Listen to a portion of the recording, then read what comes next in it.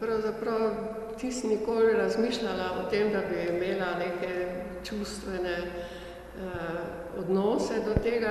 Je to pravzaprav tudi neko delo, kot če bi kdorkoli karkoli dela, enako vredno delo.